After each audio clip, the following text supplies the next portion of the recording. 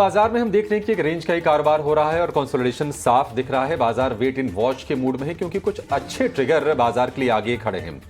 पहला ट्रिगर ये होगा कि ट्रेड डील की जो डेडलाइन है पूरी करने की, वो है 9 जुलाई की। क्या उसके पहले भारत अमेरिका के बीच में ट्रेड डील हो जाएगी? बाकी देशों से किस तरह की डील करेगा अमेरिका, इस पर भी नजरें रहेंगी। लेकिन भारत खास तौर से कि क्या 26% जो टैरिफ लगा था अमेरिका उसको घटाता है या फिर क्या कुछ होता है, इस पर नजरें रहेंगी। और उसके अगले दिन यानी कि 10 जुलाई को आ जाएंगे टीसीएस के नतीजे और पूरी की पूरी नजरें हम देख रहे हैं कि बाजार की उसी इवेंट पर आके टिक गई हैं। उसके पहले हम देख रहे हैं कि आज लगातार 5वां सत्र है जब दिशा की तलाश बाजार करता हुआ दिखाई दे रहा है। निफ्टी करीब 30 अंक नीचे है और निफ्टी बैंक की बात करें तो लोअर लेवल से रिकवरी की कोशिश अच्छी हो रही है। हरे निशान में निफ्टी बैंक आ गया है। 56,800 के आसपास कारोबार होता हुआ दिखेगा। मार्केट ब्रेथ कोई ज्यादा खराब नहीं है। 1277 शेयर तेजी के हैं और 1425 शेयर इस वक्त हम देख रहे हैं गिरावट के साथ कारोबार करते हुए आपको दिखाई देंगे। तो मिला जुला बाजार है। फ्रैक्चर्ड आप देखेंगे कि सेक्टोरल मूवमेंट आज देखने को मिल रहा है, लेकिन आपकी कमाई हम जरूर करवाएंगे। कैसे कराएंगे, एक झलक उसकी देख लीजिए। कुछ जो शो के दौरान हम आपके लिए एलिमेंट्स लेकर आने वाले हैं वो आपकी स्क्रीन पर आ जाएंगे। एफएनओ मार्केट का चेक 2:05 पर, यानी कि थोड़ी देर में समझेंगे कि किस तरह की पोजीशन बन रही है। हालांकि काफी रेंज बाउंड बाजार हो रहा है और सपोर्ट और रेजिस्टेंस हम देख रहे हैं कि अभी तक तो इंटेक्ट दिख रहे हैं। क्लोजिंग ट्रेड्स लेकर आएंगे अपने एक्सपर्ट्स के जरिए 2:10 पर। ऑप्शन का ट्रेड आपको बताएंगे 2:40 पर और 3 बजे होगा मार्केट एट 3, यानी कि दिन भर के बाजार का पूरा लेखा जोखा 3:10 पर बीटीएसटी और एसटीबीटी की रणनीति होगी और 3:20 पर हम आपके लिए लेकर आएंगे इवेंट्स टू वॉच, यानी कि अगले हफ्ते बाजार की नजर कौन सी इवेंट्स पर होगी, कौन से नतीजों पर होगी और आपको फोकस कहां पर करके चलना चाहिए, इसके बारे में भी आपको हम देंगे जानकारी। लेकिन फटाफट ये देख लेते हैं कि बड़ी बातें बाजार की क्या है, यानी कि आज की जो प्रमुख हाईलाइट्स हैं उस पर एक बार नजर डाल लेते हैं। तो बाजार में उतार चढ़ाव आज भी हो रहा है। निफ्टी है 25,375 के आसपास, थोड़ी सी गिरावट आपको दिखेगी। 25 से 30 अंकों के आसपास की नरमी है। 25,300 के सपोर्ट को बाजार ने आज रेस्पेक्ट किया है और वहां से करीब 50 अंक ऊपर कारोबार फिलहाल कर रहा है। निफ्टी बैंक में नीचे से करीब 125 अंकों के आसपास की रिकवरी है। 56,800 के ऊपर निफ्टी बैंक आपको कारोबार करता हुआ दिखाई देगा और डाइवर्जन आज भी साफ है आईसीसी बैंक और एचडीएफसी बैंक के बीच में। फार्मा में खरीदारी है, हालांकि सिलेक्टिव फार्मा में खरीदारी है। अरविंदो, लॉरस लैब्स ये 3% ऊपर कारोबार कर रहे हैं। डीवीज लैब एक और कंपनी, आज ये तो 52 हफ्ते के निचले स्तर ऊपरी स्तर पर पहुंची है कंपनी।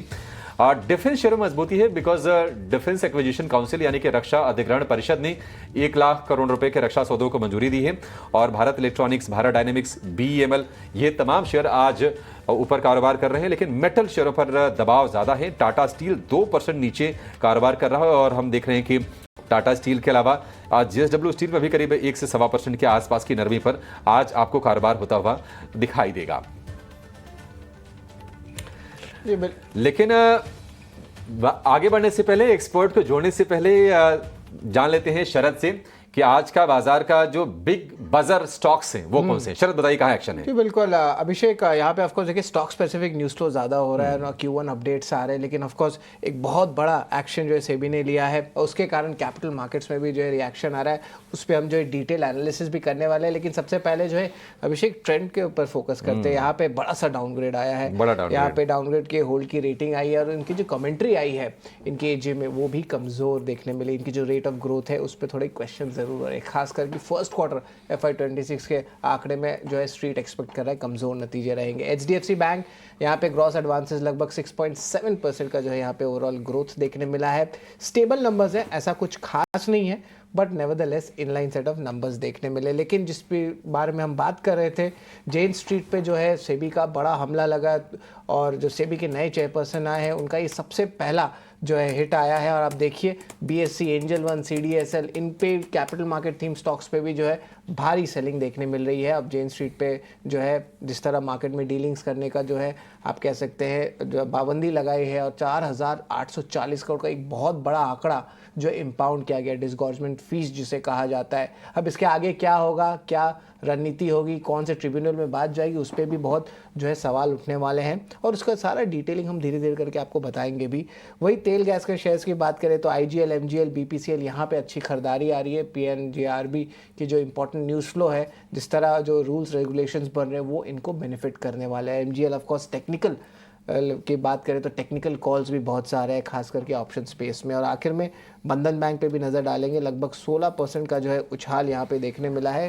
डिपॉजिट्स का जो है टोटल जो 16% का ग्रोथ आया है। अब स्टॉक पे देखें तो यहाँ पे हालांकि थोड़ी सी सेलिंग आई है। याद रखिए जो लोन बुक है वो कम हुआ है यहाँ पे, और एमएफआई स्ट्रेस जो है ईस्टर्न इंडिया में जहाँ पे इनका ऑपरेशन है वो जो है अभी भी दिख रहा है। तो कमेंट्री भी वीक आ रही है बंधन बैंक की तरफ से, इसलिए स्टॉक में गिरावट आ रहा है। और शेयर के डाउनग्रेड की एक और स्टॉक की हम बात कर लेते हैं, आउट परफॉर्मेंस से अंडर परफॉर्मेंस किया गया है, वो है भारतीय हेक्साकॉम का शेयर। यहाँ पे भी जो है फॉरेन ब्रोकिंग हाउस की डाउनग्रेड आई है, तो इसलिए स्टॉक में जो है आपको सेलिंग प्रेशर देखने मिल रहा है। लेकिन ऑफकोर्स स्टॉक मूवमेंट्स तो हो ही रहे, लेकिन बाजार अभिषेक देखे कंसोलिडेशन मोड में है। और ऑफकोर्स बस आखिरी 90 मिनट बाकी है, फ्राइडे का आखिरी ट्रेडिंग सेशन है। मूड तो थोड़ा सा ऑफकोर्स लगता है कि कुछ क्रिकेट में भी थोड़ा देख ले क्या हो रहा है, और ऑफकोर्स देखिए कि मूवीज़ भी बहुत आ रहे हैं। लेकिन अभी बाजार की अगर बात कर लेते हैं अभिषेक, तो यहाँ से क्या लगता है, वेट एंड वॉच ही रहेगा? क्योंकि देखिए ये सैटरडे को बहुत बड़ा अनाउंसमेंट सब आएगा यूएस से। शरद, बिल्कुल वेट एंड वॉच ही रहेगा। और देखिए अब अर्निंग सीजन पर ही पूरा फोकस होगा, ठीक है। और अब धीरे धीरे जो मूव आएगा ना उसी पर आएगा। अब बड़ा वेटेज होता है आईटी का, करीब करीब इंडेक्स में आप देखेंगे तो 12-13% के आसपास का अकेले आईटी का वेटेज है निफ्टी में। फाइनेंशियल का 36% का वेटेज है, लगभग 3 गुना। तो आईटी की शुरुआत हो जाएगी 10 तारीख से, देखते हैं क्या होता है। मतलब कुछ ज़्यादा बताने को भी नहीं है शरद, ऐसा लग रहा है कि मतलब बहुत ही लैक लस्टर, बहुत ही फीका बाजार है। स्टॉक स्पेसिफिक एक्शन आ रहा है, लेकिन निफ्टी आप देखिए 5वें दिन कंसोलिडेशन है। सुबह हमने कहा कि 25,300 का सपोर्ट लेवल रखे चलिए, 25,300 आज रेस्पेक्ट हुआ है, और उससे थोड़ा सा ऊपर आया है। मतलब फ्रैक्चर्ड है बाजार पूरा, कोई एक ऐसा नहीं कि कोई सेक्टर एक डिसाइसिव मूव दे रहा हो, चाहे तेजी का या फिर मंदी का। आईटी से फाइनेंशियल, फार्मा, कंजम्पशन, ये जो शेयर से थोड़े से प्रेशर में कारोबार कर रहे हैं, आज थोड़े सपोर्ट दे रहे हैं बाजार को। लेकिन मेटल, ऑटो, पावर और सिलेक्टिव प्राइवेट बैंक ये आज दबाव में कारोबार कर रहे हैं। मिड कैप, स्मॉल कैप, जहां पर हमने देखा कि लगातार 8 दिनों तक जोश कायम था, अब वो जोश धीरे धीरे इनका भी कम हो रहा है। आज हम देख रहे हैं कि 0.25% के आसपास की कमजोरी है। हालांकि आप देखेंगे मार्केट ब्रेथ ज्यादा कमजोर नहीं है, ऐसा नहीं कि 2000 शेयर ऊपर, हाँ मतलब मिक्स्ड ही, एक तरह से थोड़ा सा गिरने वाले शेयरों की संख्या थोड़ी सी ज्यादा आपको दिखेगी। हालांकि यूरोपीय मार्केट में हम देख रहे हैं कमजोरी पर शुरुआत हुई है। डाउ फ्यूचर करीब 230 अंक नीचे है। तो कहीं ना कहीं अच्छा, डोनाल्ड ट्रंप का एक बयान भी आया था कि 15 देशों के साथ हम जल्द ही ट्रेड डील वो साइन कर लेंगे। अब वो कौन से देश होंगे, क्या उसमें भारत है, अब देखते हैं, क्योंकि टॉप 10 ट्रेडिंग पार्टनर में भारत तो है ही उनके। लेकिन देखते हैं कि क्या निकल के आता है और किन मुद्दों पर सहमति बनती है अमेरिका और भारत के बीच में, उसी पर नजरें टिकी हुई हैं। तो यही लग रहा है कि जून तिमाही के नतीजों से पहले जो कंसोलिडेशन वाला जो फेज है बाजार का ना, वो जारी रह सकता है, और बाजार में स्टॉक स्पेसिफिक रहने से ही कमाई के मौके बन रहे हैं। सपोर्ट लेवल वही है, 24,300 का है। रेजिस्टेंस की बात करें तो 25,500 से 25,600 ये रेजिस्टेंस की जोन है। इसके ऊपर निकले तो कोई आप बड़े मूव की उम्मीद कीजिए। 24,300 के नीचे जाए तो शायद बाजार गिरेगा, लेकिन लग रहा नहीं रहा कि कोई बहुत बड़ी चाल आने वाली है। ट्रेंड रिवर्सल के भी संकेत नहीं है, ऐसा नहीं कि कोई बड़ी गिरावट आ गई हो, हमें कोई पैनिक सेलिंग बाजार में देखने को मिली है, वैसा है ही नहीं। बिल्कुल सीमित दायरे में बाजार कंसोलिडेट कर रहा है, और मान लीजिए कोई बड़ी गिरावट आती भी है तो अभी तक की स्ट्रेटजी यही है कि बाजार में आपके लिए गिरावट पर मौके बनेंगे, क्योंकि जो डेटा हमारे पास अभी तक का है वो अच्छे हैं, अपने मैक्रोज अच्छे हैं। एफआईज ने हाल फिलहाल थोड़ी सी सेलिंग की है, 4 दिन की back to back net sale के फिगर आए हैं, बट क्वांटम बहुत छोटा है, उससे आप कुछ भी निष्कर्ष नहीं निकाल सकते हैं। तो जहां पर मजबूत बिजनेस अपडेट आए वहां पर आपके लिए बाइंग के मौके बन जाएंगे। निफ्टी बैंक के लिए स्ट्रेटजी होगी कि देखिए 12 में से कल 9 शेयरों में बिकवाली का दौर रहा, और निफ्टी बैंक के लिए आज हम देखेंगे तो 56,500 सपोर्ट है, और रेजिस्टेंस वही है 57,000 का लेवल है, और 57,200 का एक और रेजिस्टेंस निफ्टी बैंक के लिए है। सलाह यहाँ पर भी वही है कि जो भी गिरावट आए आप खरीदारी करने के लिए इस्तेमाल कीजिए। इंडेक्स में ट्रेड करना देखिए थोड़ा मुश्किल है, मतलब बाजार में जब स्विंग आते हैं ना, ऊपर चलता रहे या फिर नीचे गिरे, तो फिर कोई ट्रेंड पकड़ के आप ट्रेड ले सकते हैं। अदरवाइज अभी क्या है ना, बहुत ही रेंज में है, नैरो रेंज में है, थोड़े बहुत स्पाइक आ रही है, कितना निफ्टी बैंक सुधर भी रहा है, कितना 100-150 अंकों के आसपास के मूव्स आ रहे हैं, तो बड़ा मुश्किल है ये। तो आप स्टॉक स्पेसिफिक रहें और थोड़ा सा वेट कर लें, कम से कम अगले हफ्ते का वेट कर लीजिए, तो यही बेहतर होगा आपके लिए। एक काम करते हैं, अपने एक्सपर्ट्स को जोड़ेंगे, उसके पहले एक दिग्गज मैनेजमेंट को जोड़ते हैं, क्योंकि गोदरेज इंडस्ट्रीज ने केमिकल कारोबार के विस्तार को लेकर बड़ा रोडमैप तैयार किया है और इसके लिए कंपनी 750 करोड़ रुपए का बड़ा निवेश करने जा रही है। कंपनी के ग्रोथ प्लान पर विस्तार से बातचीत करने के लिए हमारे साथ मौजूद हैं गोदरेज इंडस्ट्रीज केमिकल्स के ED and CEO Vishal Sharma. विशाल जी, बहुत शुक्रिया आपका समय देने के लिए। सर, स्वागत है आपका 18 स्वदेश पर। सर, जरा बताइए कि ये जो 750 करोड़ रुपए का आप कैपेक्स करने जा रहे हैं, ये क्या फेजेस में होगा? कहां पर आप प्लांट सेटअप करेंगे या फिर किसी प्लांट की कैपेसिटी आप इंक्रीज करने वाले हैं, और कौन से केमिकल्स पर आप फोकस करने जा रहे हैं? नमस्कार। मैं एक एक करके जवाब देता हूं आपके सवालों का। तो सबसे पहले हम 4 केमिकल सेगमेंट पे फोकस करते हैं: ओलियो केमिकल्स, सर्फैक्टेंट, स्पेशलिटीज और बायोटेक। ये जो 750 करोड़ जो खर्चा करने वाले हैं हम, ये करीब अभी से लेके 2028 तक के रेंज में खर्चा होगा। और ये इन चारों सेगमेंट्स के ऊपर खर्चा होगा। करीब ओलियो केमिकल्स पे आधा होगा और बाकी जो है सर्फैक्टेंट्स और स्पेशलिटीज और बायोटेक पे होगा। आपका सवाल कि ये कहाँ होगा, हमारे फिलहाल 4 प्लांट्स हैं। लेकिन ये जो अमाउंट का जो खर्चा होगा, ये हमारे गुजरात प्लांट में जो वालिया में है, अंकलेश्वर के पास, मेजरली वहां होगा, और कुछ हमारे अंबरनाथ प्लांट में होगा जो बॉम्बे के नजदीक है।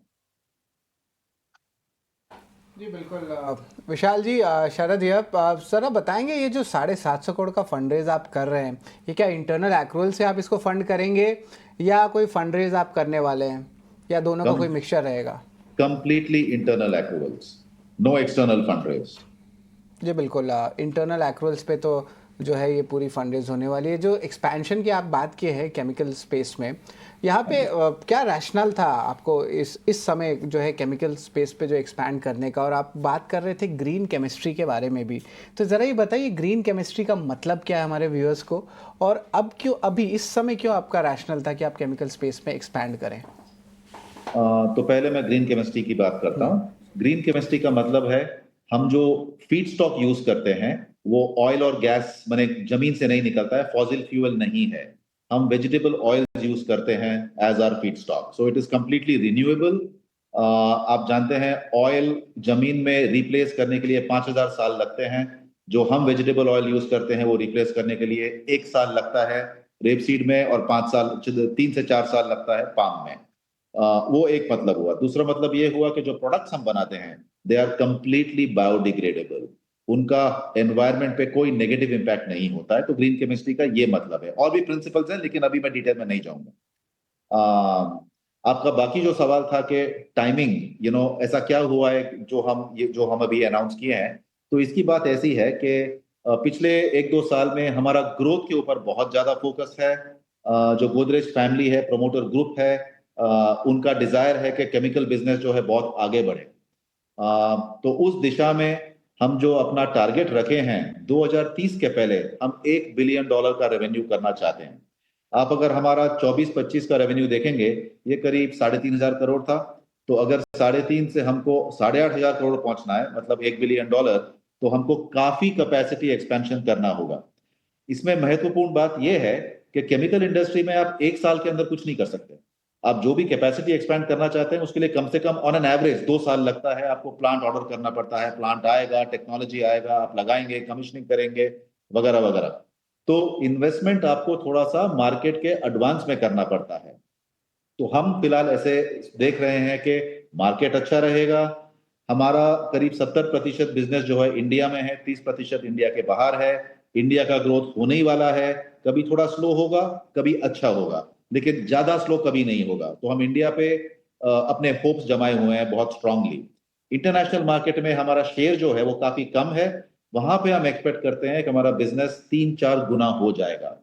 तो ये सब को अंदाज में रखते हुए हमने डिसाइड किया कि ये करेक्ट टाइम है एक्सपेंशन करने का।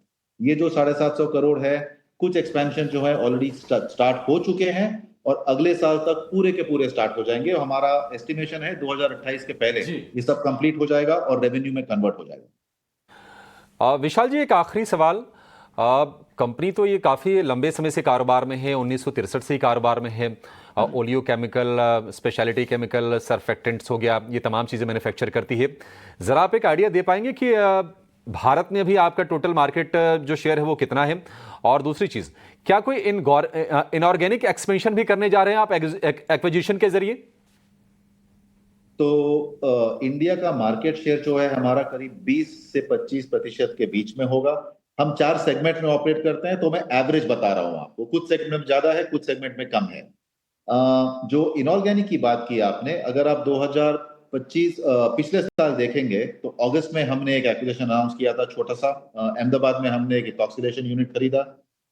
इस साल अप्रैल में हमने अनाउंस किया एक food and beverage एमल्सिफायर्स manufacturing company Goa में हमने खरीदी। तो हमारा एक्विजिशन पाइपलाइन जो है वो चल रहा है, उसके ऊपर फोकस है कंटिन्यूअसली।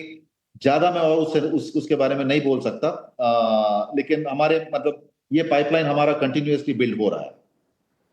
ठीक है विशाल सर, बहुत शुक्रिया आपका। अच्छा लगा सर बातचीत करके आपसे। आपको हमारी बहुत सारी शुभकामनाएं भी। आपसे फिर से मुलाकात होगी। लेकिन चलिए शो में आगे बढ़ेंगे और अपने कुछ एक्सपर्ट्स को जोड़ेंगे। हमारे साथ जुड़ गए हैं एक्सिस सिक्योरिटी से राजेश पालविया हैं, जेएम फाइनेंशियल से तेजस शाह हैं, और इसके अलावा भी कुछ और एक्सपर्ट्स को जोड़ेंगे। हमारे कुछ सहयोगी हमारे साथ जुड़ रहे हैं। कनिष्का सरकार हमारे सहयोगी हैं, बताएंगे आपको कि डिफेंस शेयरों में आज तेज़ी क्यों हो रही है। और वरुण दुबे से जानेंगे कि अब जो अपडेट्स आए हैं कंपनीज के बैंकिंग फाइनेंशियल में वो किस तरह के रहे हैं। सबको एक साथ लेकर आइए, सबको एक साथ वेलकम कर देते हैं। कपिल शाह भी हमारे साथ जुड़ गए हैं। आप सभी का बहुत शुक्रिया, स्वागत है 18 स्वदेश पर। शुरुआत करेंगे राजेश जी आपसे। Good afternoon. बताइए मार्केट को लेकर व्यू क्या है आपका? ये एक रेंज में देख देख के राजेश जी थकान सी हो गई और ये शुक्रवार का दिन आ गया, मंडे से हम ऐसे ही देख रहे हैं। ये थकान छटेगी बाजार की या जो अर्निंग की इनको घुट्टी चाहिए, उसके बाद ही कोई जोश आएगा? तो देखिए, वक्त से पहले मार्केट ने जो तेजी की छलांग लगाई थी, तो थोड़ा मार्केट यहाँ पे सुस्ताता हुआ दिख रहा है, या जिसको हम बोलते हैं कि एक ब्रीदर लेते हुए दिख रहा है। और इवेंट भी लाइंड अप है। टैरिफ को लेके भी थोड़ा सा मार्केट एक कॉशियस अप्रोच यहाँ पे अडॉप्ट करते हुए दिख रहा है, तो जो कि एक सही बात भी है कि इतनी बड़ी तेजी में सभी के पोर्टफोलियो में एक अच्छा गेन भी देखने को मिला, और ट्रेडर इन्वेस्टर ने पिछले दिनों में जो रैली बनी उसमें अच्छे पैसे भी बनाए हैं। तो थोड़ा यहाँ पे प्रॉफिट टेकिंग हो रहा है, स्टॉक का यहाँ पे चर्निंग हो रहा है, जो सेक्टर में जहाँ पे एक विजिबिलिटी बन रही है क्वार्टरली अर्निंग को लेके, वहाँ पे थोड़ा सा पोजीशन शिफ्ट होते हुए दिख रही है। जो एक अंडर परफॉर्मिंग सेक्टर्स थे जहाँ पे फ्रेश ब्रेकआउट बने, वहाँ पे भी हमने देखा कि फ्रेश फ्लोज भी बनते हुए दिखे हैं। तो इस तरीके की एक्टिविटी मार्केट में हो रही है। अदरवाइज इंडेक्स को देखेंगे तो इंडेक्स तो एक रेंज बाउंड दायरे में ही है, लेकिन स्ट्रक्चर अभी भी बुलिश ही बना हुआ है। स्ट्रक्चर में कहीं भी कोई कमजोरी अभी भी यहाँ पे नहीं है इंडेक्स में। दोनों ही बैंक निफ्टी और निफ्टी दोनों के स्ट्रक्चर अभी भी बुलिश है, 20 डे मूविंग एवरेज के ऊपर कंफर्टेबली ट्रेड कर रहे हैं। तो जो साइन है नियर टर्म स्ट्रेंथ है, विक्स आपका लोअर बैंड पे ही ट्रेड कर रहा है, 12.5-13 के रेंज में ट्रेड कर रहा है, जो कि एक साइन है कि मार्केट में कॉन्फिडेंस तो बिल्कुल है, कोई डर नहीं है।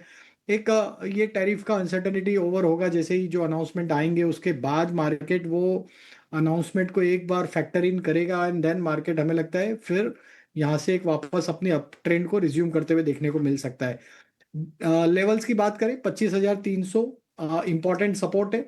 हालांकि पिछले 3-4 सेशन में जो मार्केट ने एक रेंज बाउंड एक्टिविटी दिखाई है, तो कॉल राइटर्स ने थोड़ा अपना पोजीशन लोअर साइड पे शिफ्ट किया है।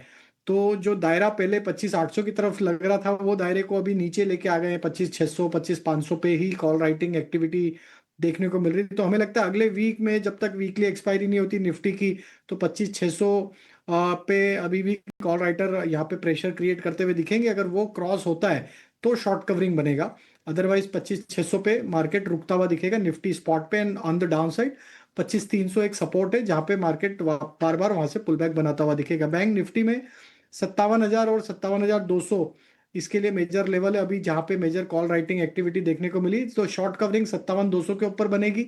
ऑन द डाउन साइड 56,500 एक अच्छा सपोर्ट जैसा काम करते हुए दिखेगा। तो हमें लगता है कुछ रेंज बाउंड दायरा रहेगा अगले वीक की एक्सपायरी तक। 9 तारीख को जो अनाउंसमेंट आने हैं, या टैरिफ के जब भी अनाउंसमेंट आने हैं, तो उसके चलते ही मार्केट फिर एक बड़ा मूव अनफोल्ड करता हुआ दिखेगा।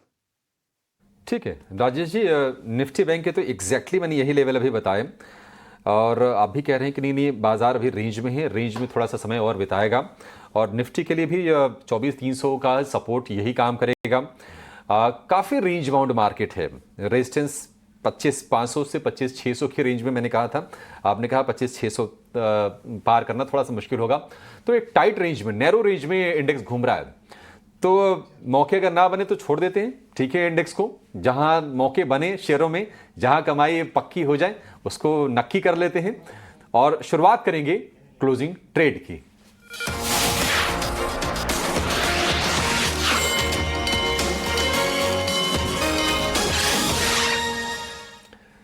तेजस भाई, आपसे कमाई की शुरुआत करेंगे क्लोजिंग ट्रेड की। बताइए आपके फोकस में कौन से शेयर हैं और आपको कहां लगता है कि बड़े मूव हो सकते हैं या फिर अगले एक दो दिनों में होने की तैयारी है?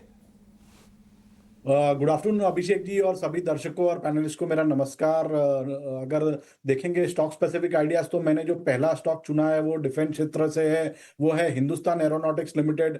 आज हमने डिफेंस स्टॉक्स में थोड़ा सा ट्रैक्शन देखा है और एचएएल जो है लीडर है। ये स्टॉक का अगर हम बात करें तो 5,165 के करीबन स्टॉक ने एक स्विंग हाई बना था और उसके बाद लगातार 5-6 हफ्तों से ये स्टॉक एक साइडवेज कंसोलिडेशन में ट्रेड कर रहा है। रिसेंटली लास्ट वीक में डेली चार्ट पे एक मॉर्निंग स्टार पैटर्न बना है ऑन अ डेली चार्ट और उसके बाद लगातार स्टॉक स्ट्रेंथ दिखा रहा है। 50 दिन की मूविंग एवरेज को टेस्ट करके स्टॉक ने एक रिवर्सल दिया है और कल के और आज के सत्र में 20 दिन की मूविंग एवरेज के ऊपर सस्टेन कर रहा है स्टॉक।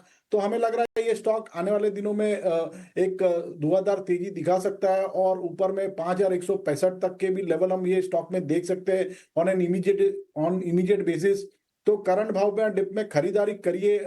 हिंदुस्तान एरोनॉटिक्स में स्टॉप लॉस लगाना है 4,844 का, पहला लक्ष्य रहेगा 5,165 का और दूसरा लक्ष्य रहेगा 5,325 का।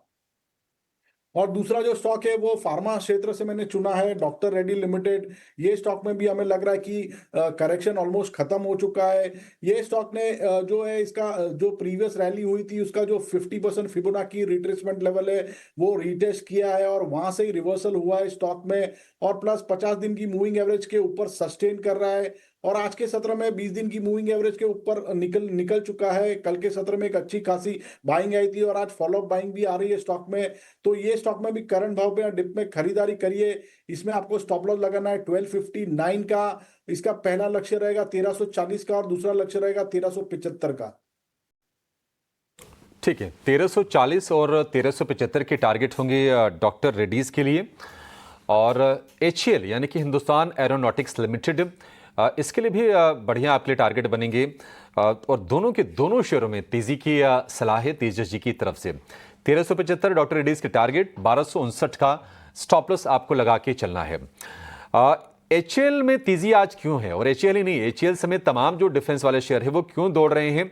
इसके पीछे की वजह यह है कि डिफेंस एक्विजिशन काउंसिल यानी कि रक्षा अधिग्रहण परिषद ने 1 लाख करोड़ रुपए के डिफेंस सौदों को मंजूरी दी है और वो जो डिफेंस इक्विपमेंट्स की खरीदारी जो की जाएगी वो स्वदेशी कंपनियों से की जाएगी।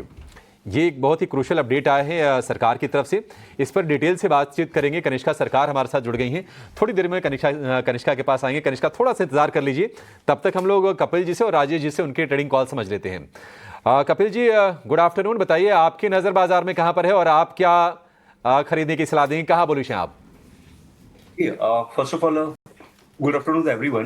बेसिकली मार्केट में तो जैसे हमारी बात हुई, आपने भी बताया कि मार्केट काफी एक छोटे से एक रेंज में है, लेकिन काफी कुछ एक स्टॉक्स है जहां पे एक अच्छा सा ट्रैक्शन हमें देखने मिल रहा है। तो उसमें से आज मैंने इंजीनियर्स इंडिया पे फोकस किया हुआ है, जो स्टॉक कुछ 243 के लेवल पे चल रहा है और जहां पे हम चार्ट की भूमिति को देखते हैं तो स्टॉक प्राइस ने काफी अच्छा ब्रेकआउट आया था, 50% का करेक्शन दे दिया, कुछ बेस फॉर्मेशन आ गए। जो मूविंग एवरेज थी उसकी, खास करके जो शॉर्ट टर्म की मूविंग एवरेज वो कहां ना कहां पे 45 डिग्री में स्लोप कर रही है, जो कि इसका इंडिकेशन ये होता है कि स्टॉक्स मोमेंटम में है और आज कंटिन्यूएशन साइन थोड़ा सा ऊपर की ओर हमें प्राइस मोमेंटम में इजाफा होते हुए भी देखने मिल रहा है। तो 243 का लेवल है, यहाँ पे बाय का व्यू बनता है, 235 का स्टॉप लॉस रहेगा और ऊपर में हमें 265 के टारगेट्स देखने मिल सकते हैं। दूसरा जो स्टॉक है वो बैंकिंग क्षेत्र से है और वहां पे भी सेम पैटर्न है कि जो उसकी मूविंग एवरेज है वो काफी तिरछी स्लोप में रही हुई है 45 एंगल की डिग्री में, और स्टॉक प्राइस में थोड़े अच्छा मोमेंटम था, 2-1 दिन के डिक्लाइन के बाद में आज फिर से एक रिजम्पशन ऊपर में देखने मिल रहा है। तो करूर वैश्य 273 के लेवल पे चल रहा है, तो यहाँ से बाई की हिदायत रहती है। स्टॉप लॉस 264 का रहेगा और ऊपर में 290 के टारगेट हमें देखने मिल सकते हैं जी। कपिल जी के पिक्स में करूर वैसा बैंक है, टारगेट जो है 290 का। और ऑफ कोर्स हमने जो है 1.5 से 2 हफ्ते पहले तपन जी ने भी जो है करूर वैसा बैंक पे जो है एक बुलिश नज़रिया बनाया था, हमारे फंडामेंटल गेस्ट हैं। लेकिन चलिए राजेश जी गुड आफ्टरनून, अपने टेक्निकल पिक्स बताएं। Good afternoon. सो देखिए, दो स्टॉक पसंद आ रहे हैं। पहला स्टॉक है फार्मा स्पेस से, और उसमें हमें लगता है बायोकॉन यहाँ पे फोकस में रखा जा सकता है। स्टॉक में एक मल्टीपल सप्लाई जोन का ब्रेकआउट यहाँ पे वीकली चार्ट पे आते हुए दिखा, और जिस तरीके की वीकली कैंडल अब यहाँ बनते हुए दिख रही है, हमें लगता है ये मोमेंटम फर्दर एक्सटेंड होते हुए दिखेगा बायोकॉन में, और अपसाइड में ये स्टॉक 400 की तरफ भी बढ़ते हुए दिख सकता है। तो 394 के टारगेट के लिए बायोकॉन पे बाय करने की सलाह है। डाउन साइड में स्टॉप लॉस होगा करीब 373 का। दूसरा स्टॉक जो पसंद आ रहा है वो टायर स्पेस से, और उसमें हमें लगता है बालाकृष्ण इंडस्ट्री को यहाँ पे फोकस में रखा जा सकता है। जिस तरीके से डेली चार्ट पे स्टॉक में एक बेस फॉर्मेशन के बाद स्टॉक में जो रिकवरी यहाँ पे देखने को मिली है, ना अब स्टॉक यहाँ पे 20-50 डे मूविंग एवरेज के ऊपर सस्टेन होते हुए देखने को मिल रहा है। वीकली चार्ट पे भी देखें तो ऑलमोस्ट 5 वीक के कंसोलिडेशन रेंज का ब्रेकआउट, और जो एक बियरिश गैप एरिया है उसको ऑलमोस्ट अब फिल करते हुए दिख रहा है। तो हमें लगता है बालाकृष्ण इंडस्ट्री में यहाँ पे एक अच्छा रिवर्सल का साइन बना है एक करेक्शन के बाद। तो यहाँ पे हम एक्सपेक्ट कर रहे हैं टारगेट करीब 2665 की तरफ। डाउन साइड में स्टॉप लॉस सजेस्ट करेंगे करीब 2665 के आसपास। राजेश जी की तरफ से बालकृष्ण इंडस्ट्रीज पे राय आए हैं। लेकिन आज जो है सबसे बड़ा खबर जो है वो है सेबी की जो एक्शन आई है जेन स्ट्रीट पे। यूएस की ट्रेडिंग फर्म है, और यहाँ पे आप देखें कि कैपिटल मार्केट स्टॉक्स में भी जो है थोड़ी इम्पैक्ट उसके कारण आई है। थोड़ा सा इसका पिक्चर बताते हैं, क्योंकि मेरे छोटे करियर में पहली बार ये आंकड़ा देख रहा हूँ 4000 करोड़ रुपए का डिसगॉर्जमेंट का। तो ये डेफिनेशन क्या है डिसगॉर्जमेंट का, ज़रा ये बताएं, और जेन स्ट्रीट में क्या किया है एक्चुअली अभिषेक। शरद, ये देखिए अमेरिका की ना ब्रोकिंग फर्म है ये, ट्रेडिंग फर्म भी आप कह सकते हैं उसको। तो इनका काम ही है दुनिया भर में जहां मौके अपॉर्चुनिटी जहां बन रहे हैं, और ये बेसिकली एफएनओ में ही ज्यादा ट्रेड करते हैं ये एफएनओ। तो जो इन्होंने ऑप्शंस में जो पैसे बनाए हैं वो करीब 45,000 करोड़ रुपए हैं। 45,000। और उसमें कहा जा रहा है कि जो अनएथिकल गेन्स हैं वो है करीब 4,500 करोड़ रुपए के आसपास के। अब मोडस ऑपरेंडी इनकी क्या है, जरा ये समझ लीजिए आप। इन्होंने क्या किया कि एक्सपायरी के दिनों में इनके चलते थोड़ी सी वॉलेटिलिटी आई, और उन्होंने उसको थोड़ा सा अपने हिसाब से मैनेज करने की कोशिश की। 14 एक्सपायरी डेज पर इन्होंने बैंक निफ्टी फ्यूचर्स और कैश में भारी बाइंग की। बैंक निफ्टी ऑप्शंस में भारी मात्रा में शॉर्ट की पोजीशन बनाते थे, और दोपहर में ये सब कुछ मॉर्निंग में करते थे, और दोपहर में बैंक निफ्टी फ्यूचर्स को भारी मात्रा में ये शॉर्ट करते थे, और एक्सपायरी के दिन पर इंडेक्स की क्लोजिंग को ये प्रभावित करते थे। तो जांच काफी चली लंबी। ऐसा कहा जा रहा है कि 3 साल के आंकड़े सेबी ने जांचे हैं, और आंकड़ों को टटोल के ये पाया है कि इन्होंने मैनिपुलेट किया है। अब मैनिपुलेट करके जो गेन्स हैं, बोले हैं कि आप एक काम कीजिए, आप किसी शेड्यूल्ड कमर्शियल बैंक में एक अकाउंट खोल के एस्क्रो अकाउंट बना के उसमें इसका मतलब ये पेनल्टी नहीं है, बस पैसा रखा गया, एक पोर्शन रखा गया अभी के लिए। हाँ, बोला कि आप उसमें डाल दीजिए। सेबी का मानना है कि अनएथिकल ये गेन्स हैं, इसकी आगे भी जांच चलेगी। लेकिन फिलहाल क्या कि आप ये फिलहाल ये रकम जो है हमें लगता है कि अनएथिकली आपने कमाए हैं, आप उसमें डाल दीजिए। लेकिन प्रॉब्लम तो आ रहा है रिटेल इन्वेस्टर्स को अभिषेक। मतलब ये इनके इतने बड़े हाईली सोफिस्टिकेटेड जो है आप कह सकते हैं इंस्टीट्यूशंस है, तो रिटेल इन्वेस्टर्स को यहाँ पे ऑफ कोर्स चोट लग रहा है। रिटेल इन्वेस्टर्स को चोट तो ज़रूर लग रहा है। लेकिन अब ज़रा कपिल जी आपसे भी जानते हैं कि बहुत बड़ा अच्छा एक्शन जो है सेबी ने लिया है अगेंस्ट बड़े बड़े जो मैनिपुलेटर्स कहेंगे या जो भी एफआईज कहेंगे।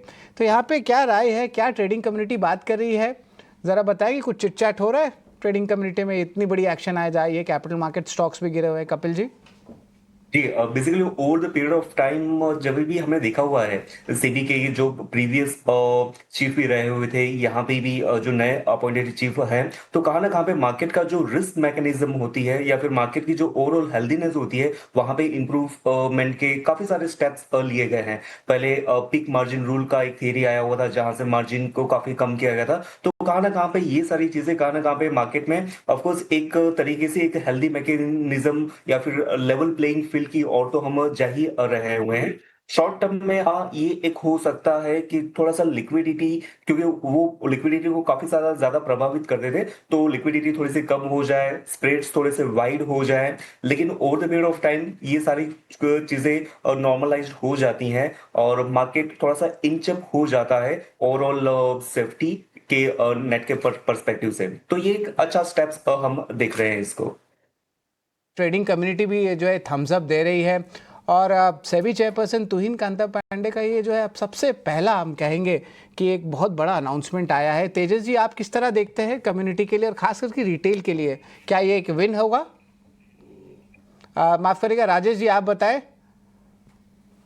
तो देखिए ये तो इन्वेस्टिगेशन में काफ़ी समय से चल रहा था और कहीं ना कहीं रेड फ्लैग तो लगे हुए थे और अब ये फाइनल पुख्ता हुआ है। कुछ ट्रेड सेटअप्स जो देख के मालूम पड़ा है कि यहाँ पे मार्केट में थोड़ा सा मैनिपुलेशन किया हुआ था, तो वो एक अभी जिस तरीके से अभिषेक जी बता रहे थे कि अभी ये होल्ड पे कर लिया है जो फंड, जहाँ पे उन्हें लगा है कि ये गेन जनरेट किए मार्केट में एक एक्स्ट्रा ऑर्डिनरी मूव को क्रिएट करके, जो कि स्पेशली हमने देखा कि बैंक निफ्टी और सेंसेक्स के कॉन्ट्रैक्ट्स में इस तरीके का मूव लाके जहाँ पे रिटेल जनरली हमने देखा है कि रिटेल बाइंग साइड पे होता है ऑप्शंस में और जो बड़े प्लेयर होते हैं वो सेलिंग साइड पे होते हैं। तो जब मार्केट में एक वोलेटाइल मूव होता है तो जनरली रिटेल पार्टिसिपेंट इस तरीके के मूव को कैच करने के लिए ऑप्शंस की बाइंग करते हैं और वहीं का उसी का एडवांटेज इन्होंने एक अनफेयर प्रैक्टिस अडॉप्ट करके यहाँ पे उसका एडवांटेज लेके जिस तरीके से मार्केट में एक मूवमेंट क्रिएट किया, अंडरलाइंग स्टॉक्स को बाय करके इंडेक्स को एक एबनॉर्मल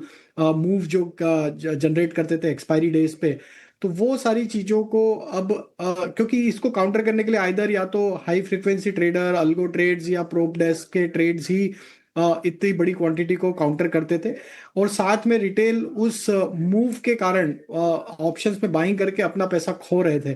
तो कहीं ना कहीं हमें लगता है कि एक उनके हित में ही ये एक अच्छा स्टेप लिया है। काफी कुछ रेगुलेशंस तो चेंज किए ही है over a period of time SEBI ने, जो कि एक अच्छा साइन है मार्केट के एक लॉन्ग टर्म ग्रोथ के लिए, लॉन्ग टर्म हेल्दीनेस के लिए।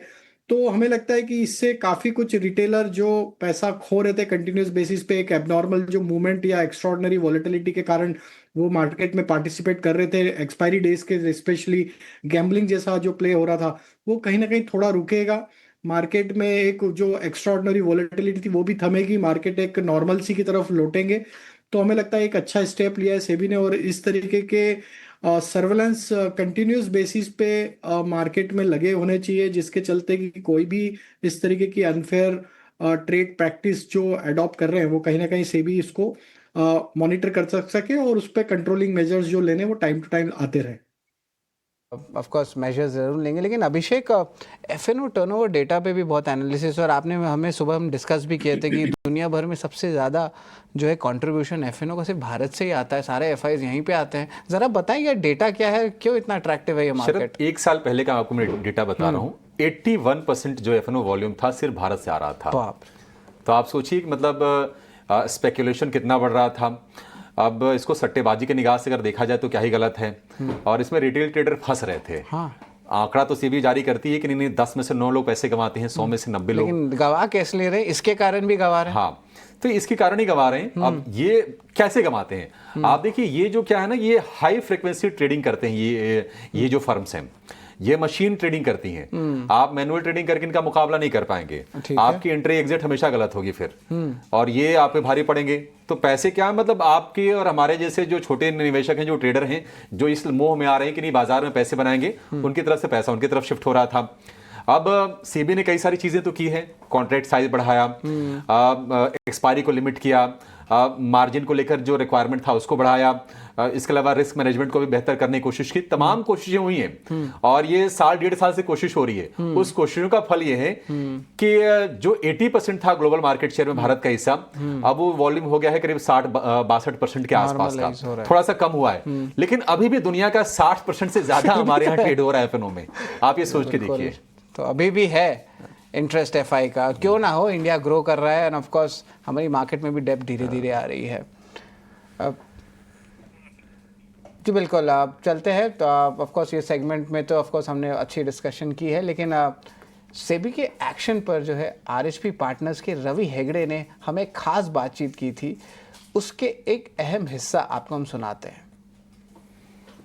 सेबी का सबसे बड़ा एक्सपार्टे इंट्री ऑर्डर है वेयर थाउजेंड्स ऑफ क्रोर्स को डिपॉजिट करने के लिए बोला गया है। 2006 से सेबी ऑर्डर्स पास कर रहा है, विच इनिशियली आईपीओ स्कैम से चलते आ रहा है, insider trading, front running, all this allegations के ऊपर से बड़ा सा ऑर्डर्स पास करते हुए आ रहा है। ये मैटर में ऐसा हुआ है जैसे कि ऑल दिस एंटिटीज ने, इन लोगों ने द कोरिलेशन, यानी कि जो कोरिलेशन होता है between the stocks and futures and index का, वो फायदा उठा के ट्रेडिंग स्ट्रेटेजीज बनाया था। ऐसा ट्रेडिंग स्ट्रेटेजीज बनाया जो इंडेक्स को ही ऊपर लेके जाए because of their aggressive trading.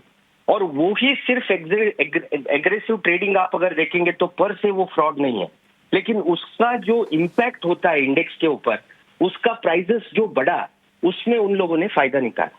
तो प्राइमा फेसी सेबी का ये मानना है that over a period of 2 years में हम लोगों ने एनएससी को भी बोला था इन्वेस्टिगेशंस करने के लिए। एनएससी ने कॉशन लेटर भी भेजा था उनको कि बॉस ऐसा ट्रेडिंग मत करो।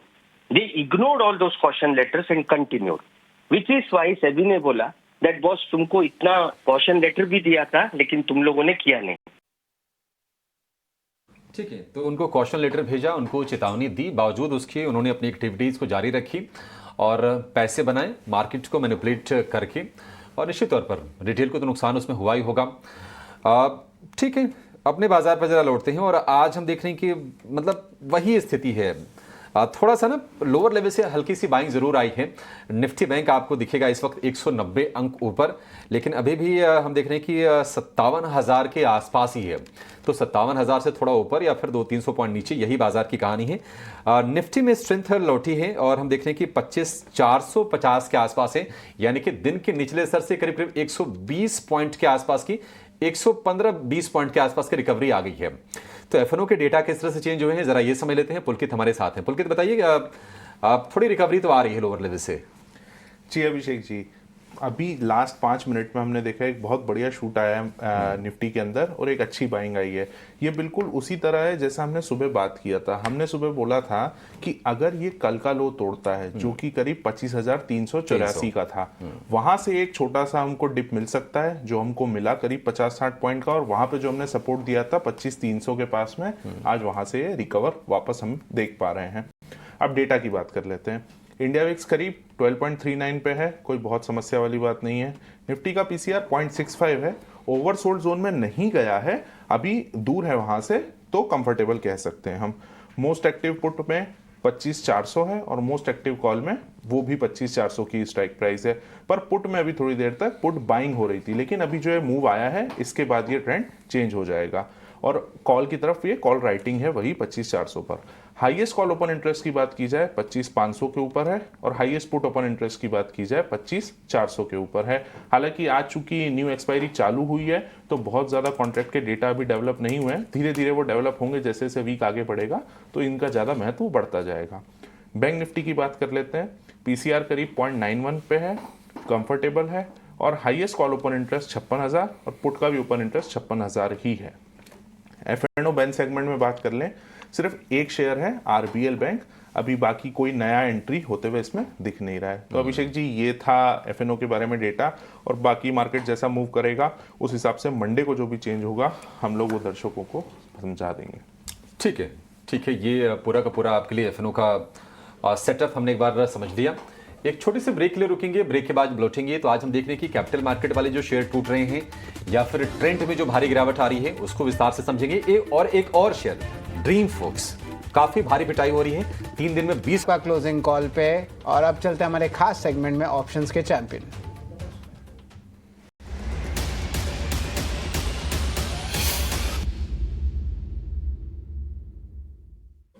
तो ऑप्शंस के चैंपियन में हमारे साथ जुड़ रहे हैं अजीत मिश्रा, रेलिगेयर ब्रोकिंग के। गुड आफ्टरनून अजीत, आपके ऑप्शंस के क्या पिक रहेंगे?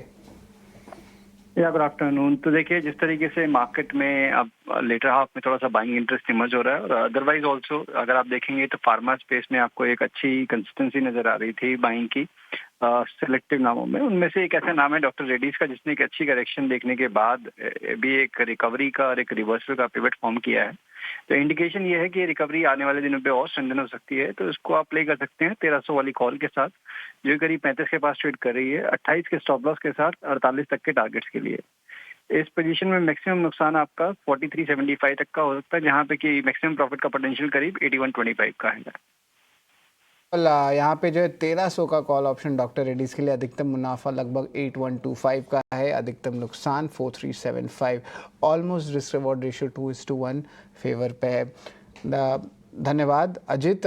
लेकिन ऑफ कोर्स जब भी आप वायदे बाजार में ट्रेड लें तो ऑफ कोर्स वित्तीय सलाहकार से जो है ज़रूर पूछे आप, अब क्योंकि देखिए एट एन एवरेज जो है अगर 10 ट्रेड में 9 ट्रेड लॉस के भी ट्रेड होते हैं, तो इस पे भी जो है ध्यान रखिएगा। लेकिन चलिए अभी बाजार पे आ जाता है और एक अच्छी शानदार रिकवरी जो है हमें देखने मिल रही है, खास करके आईटी स्पेस से इन्फोसिस बहुत अच्छा कंट्रीब्यूट कर रहा है निफ्टी के गेंस पे। और इन्फोसिस की चार्ट लाए डायरेक्टर साहब सामने, देखिए आईटी एज अ पैक में अच्छी बाइंग आ रही है, थोड़ी बास्केट मूव आ रही है, पर इन्फोसिस देखिए यहाँ पे एक अच्छा मूव देखने मिला, स्टॉक 1% ऊपर है।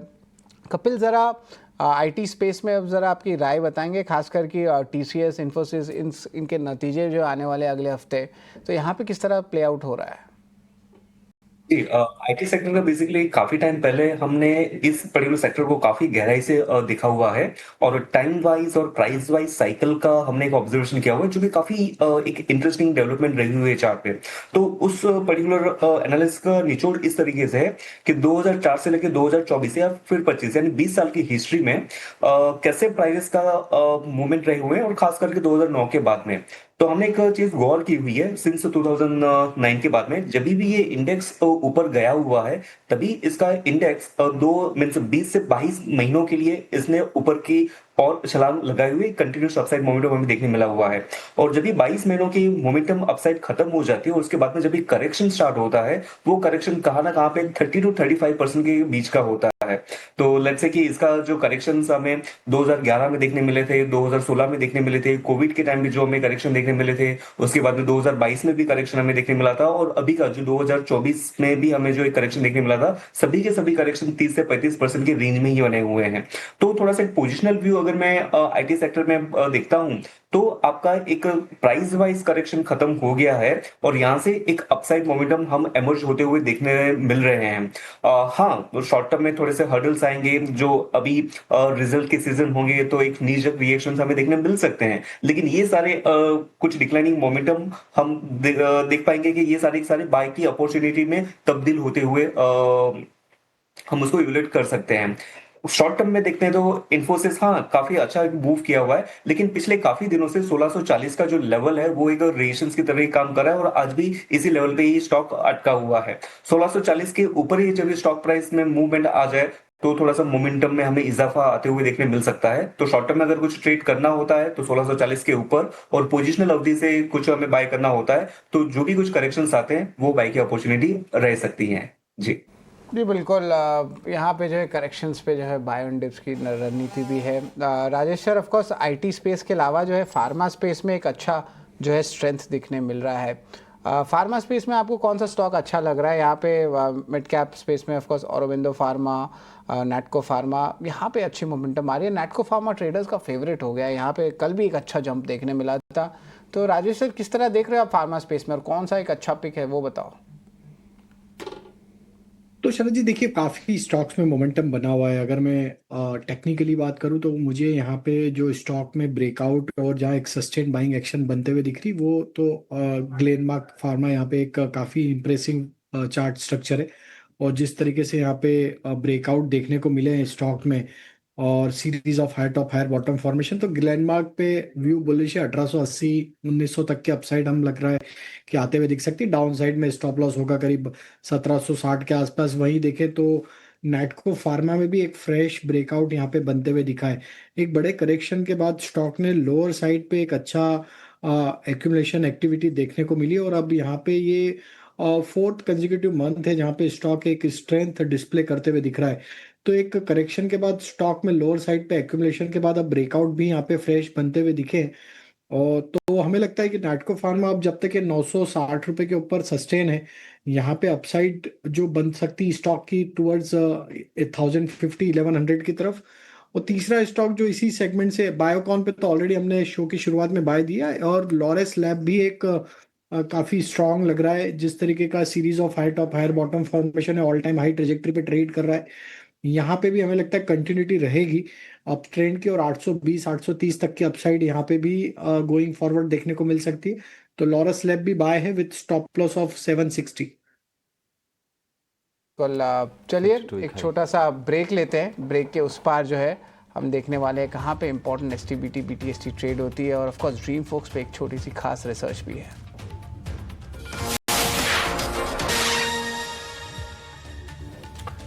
ब्रेक के बाद आपका फिर से स्वागत है। क्लोजिंग कॉल में निफ्टी में हम देख रहे हैं कि लोअर लेवल से रिकवरी तो आई है करीब 125 अंकों के आसपास की, और निफ्टी बैंक की बात करें तो अब 236 अंकों पर है निफ्टी बैंक, और 57,000 के ऊपर आकर फिर से कारोबार करता हुआ दिखेगा। और लोअर लेवल से स्ट्रेंथ अच्छी खासी दिख रही है, करीब 300 पॉइंट के आसपास की रिकवरी हम निफ्टी बैंक में देख रहे हैं। इंडिया विक्स थोड़ा सा नरम 12.25 के आसपास का इंडिया विक्स है। हालांकि अभी हम देख रहे हैं कि जो सेक्टर है वो बटे हुए हैं, किसी एक सेक्टर से कोई डिसाइसिव मूव नहीं आ रहा है। फिर भी आईटी हो गया और फाइनेंशियल हो गया, ये कुछ सपोर्ट देने का काम कर रहे हैं। और एक और खेमा है बाजार में जहां पर आज हम देख रहे हैं कि ठीक ठाक बाइंग हो रही है, और वो है डिफेंस का। डिफेंस वाले शेयर क्यों चल रहे हैं जरा ये समझते हैं, उसके बाद अपने एक एक्सपर्ट को जोड़ेंगे और उनसे एक फंडामेंटल व्यू भी लेंगे। हमारी सहयोगी कनिष्का सरकार हमारे साथ जुड़ गई हैं बताने के लिए कि डिफेंस शेयर में तेजी क्यों है। कनिष्का, आज ठीक ठाक मूव, बहुत ज्यादा तो नहीं लेकिन बाइंग हो रही है आज ठंडे बाजार में भी। आप जरा बताइए कि क्यों चल रही है डिफेंस शेयर। बिल्कुल वारुण, डिफेंस सेक्टर को काफी बड़ा बूस्ट मिला है। डिफेंस एक्विजिशन काउंसिल ने 1 लाख करोड़ से ज्यादा के मिलिट्री डील्स को कल अप्रूवल दिया है। टोटल 10 बड़े कैपिटल एक्विजिशन प्रपोजल्स के लिए कल अप्रूवल आया है, जो कि सरकार का क्लियर विजन दिखाता है make in India defence products की तरफ। ये फैसला एक ऐसे टाइम पे आया है जब इंडिया और यूएस के बीच भी 10 ईयर डिफेंस फ्रेमवर्क की एक डील साइन होने वाली है लेटर इन द ईयर। अब देखते हैं कौन से इक्विपमेंट के लिए अप्रूवल आया है। Armoured recovery vehicles, electronic warfare systems, integrated inventory management system, surface to air missile systems, more naval mines, mine counter measure vessels और सुपर रैपिड गन्स, इनमें से कुछ ऐसे इक्विपमेंट है जिनके लिए कल अप्रूवल आया है। अब सवाल ये उठता है कि कौन सी कंपनीज है जिनको इस डीएसी के डिसीजन से फायदा हो सकता है। सरकार ने कोई पर्टिकुलर नाम अपने स्टेटमेंट में नहीं दिए हैं, हम सिर्फ उन कंपनीज के बारे में बता रही हैं जो ये प्रोडक्ट्स मैन्युफैक्चर करती हैं, और इसलिए आज उन स्टॉक्स में काफी एक्शन देखने को मिल रहा है। भारत डायनामिक्स जो मिसाइल्स बनाती है, भारत इलेक्ट्रॉनिक्स जो रेडार और ईडब्ल्यू सिस्टम्स को बनाती है, कोटन शिपयार्ड जो autonomous and under water vessels बनाती है नेवी मैरिटाइम के लिए, मैसगार्ड ऑक ship builders also destroyers and mine vessels बनाती है जो नेवी के लिए, गार्डन रीच शिप बिल्डर्स भी पेट्रोल वेसल्स बनाती है, और डेटा पैटर्न्स जो डिफेंस इलेक्ट्रॉनिक्स के मैन्युफैक्चरिंग में इन्वॉल्व है। सो ये याद रहे, गवर्नमेंट ने अभी तक कोई नाम नहीं दिए कि किन किन के लिए प्रपोजल्स को अप्रूव कर दिया गया। ये सिर्फ वो नाम है जो इक्विपमेंट के लिए जो प्रपोजल आया है, ये वो कंपनीज है जो ये इक्विपमेंट बनाती है। सो इन कंपनीज के शेयर में आज काफी एक्शन देखने को मिल रहा है। तो स्वदेशी कंपनियों से डिफेंस इक्विपमेंट की खरीदारी की जाएगी, और सरकार ने अपना फोकस ये तय कर रखा है। और एक समय हो गया जब हम देख रहे हैं कि मेक इन इंडिया, आत्मनिर्भर भारत, इन थीम्स पर सरकार का जोर है।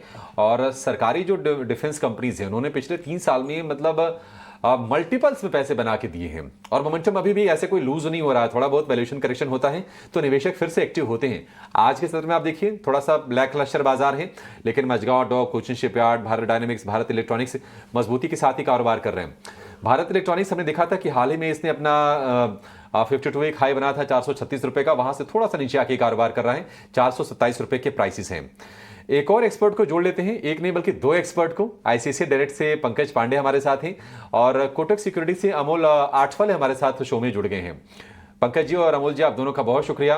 पंकज जी, आपसे एक फंडामेंटल व्यू चाहेंगे डिफेंस पर। डिफेंस की स्टोरी को लेकर लंबी अवधि में तो लोग बुलिश हैं, बस बात आती है कि क्या भाव ठीक है अभी? आपको लगता है कि इसकी ज्यादा फिक्र नहीं करके लॉन्ग टर्म के बेट लेने में कोई हर्ज नहीं है? अगर हाँ तो आपके पसंदीदा शेयर्स कौन से हैं? Thank you for having me. देखिए, डिफेंस में अगर आप लॉन्ग टर्म के हिसाब से बात करें तो काफी स्ट्रक्चरल चेंजेस हो रहे हैं। जैसे मैं एक नंबर हाईलाइट करना चाहूंगा, जो एक्सेप्टेंस ऑफ नेसेसिटी है, ये करीब अगर आप 2013 से 2022 देखें तो करीब सरकार ने 8.5 लाख वर्थ ऑफ प्रोजेक्ट्स को दिया था। एंड एक्सेप्टेंस ऑफ नेसेसिटी के बाद में एक ऑर्डरिंग स्टेज आती है। एंड जो पिछले 3 साल में इन्होंने जो एक्सेप्टेंस ऑफ नेसेसिटी दिया है, या ये जो करंट पकड़ के मैं देखता हूँ तो 10.5 लाख करोड़ का किया है। तो जो आपने लिटरली पिछले 10 साल में किया है, वो आपने 3 साल में किया है। और ऑर्डरिंग अगर आप देखिए तो लास्ट ईयर 2 लाख करोड़ के आसपास में ऑर्डरिंग थी, उसके 1 साल पहले 1 लाख करोड़ के पास में ऑर्डरिंग थी। तो अगर आप एक्सेप्टेंस ऑफ नेसेसिटी के हिसाब से जाएं तो अगले कुछ सालों में 7 से 8 लाख करोड़ का ऑर्डरिंग होगा। तो ओवरऑल आउटलुक काफी अच्छा है मोस्ट ऑफ द कंपनीज के लिए। देखिए, ओवरऑल जो हमें कंपनीज रिलेटिवली पसंद आती हैं उसमें एक HAL है, उसमें भारत इलेक्ट्रॉनिक है, एस्ट्रा माइक्रोवेव है। पर जैसे कि आपने हाईलाइट किया, ये डिफेंस एक ऐसा सेक्टर है जो कि अप्रैल लो से काफी अच्छा खासा चला, इनफैक्ट बेस्ट परफॉर्मिंग सेक्टर है। आप वैल्यूएशन के हिसाब से देखेंगे तो वैल्यूएशन काफी रिच है, 48, 49, 50 टाइम्स FY27 अर्निंग्स पे है, तो वो आप दरकिनार नहीं कर सकते। मेरे हिसाब से कहीं ना कहीं इस सेगमेंट में थोड़ा एक प्राइस या टाइम करेक्शन होना चाहिए। लंबे समय के लिए बिल्कुल देखा जा सकता है, बट मेरे हिसाब से ये बेहतर एंट्री लेवल्स अभी नहीं आए हैं इस सेक्टर में एंटर करने के लिए। जी बिल्कुल, यहाँ पे जो है डिफेंस स्पेस पे जो है बुलिश नज़रिया आ रहा है। लेकिन Amol ji, good afternoon, Sharad here. Amol ji, आपके क्या इंपॉर्टेंट पिक्स रहेंगे यहाँ पे आज? जी नमस्ते एंड गुड आफ्टरनून। तो स्टॉक्स पिक किए पोजिशनल पॉइंट ऑफ व्यू से। उससे पहला आईटी के इस आईटी सेक्टर से आता है कोफोर्ज के साथ पोजिशनल पॉइंट ऑफ व्यू से देख रहा हूँ। 1940 के आसपास पिक किया था, पोजिशनली टारगेट निकल के आ रहे 2050 के, और स्टॉप लॉस रहेगा उसका 1900 का। एक कंसिस्टेंटली स्टॉक ने हायर लो फॉर्मेशन मेंटेन रखा है, स्टेबल चार्ट है। मुझे लगता है अप ट्रेंड है वही कंटिन्यू रहने के चांसेस डेली और वीकली दोनों टाइम फ्रेम में दिख के आ रहे। 1900 एक ट्रेंड फॉलोइंग ट्रेडर्स के लिए इंपॉर्टेंट लेवल रहेगा। अगर वो सस्टेन होता है तो आई थिंक ये बुलिश मोमेंटम कंटिन्यू रहने के चांसेस चार्ट्स पे दिख के आ रहे। दूसरा एक लुपिन के साथ जाना चाहूंगा, ये भी पोजिशनल पॉइंट ऑफ व्यू से देख रहा हूँ। 1980 के आसपास है और पोजिशनली टारगेट निकल के आ रहे 2050 और 2085 के। स्टॉप लॉस रहेगा उसका 1930 का। एक करेक्शन के बाद स्टॉक में डेली और वीकली चार्ट्स पे एक रिवर्सल फॉर्मेशन हुआ है।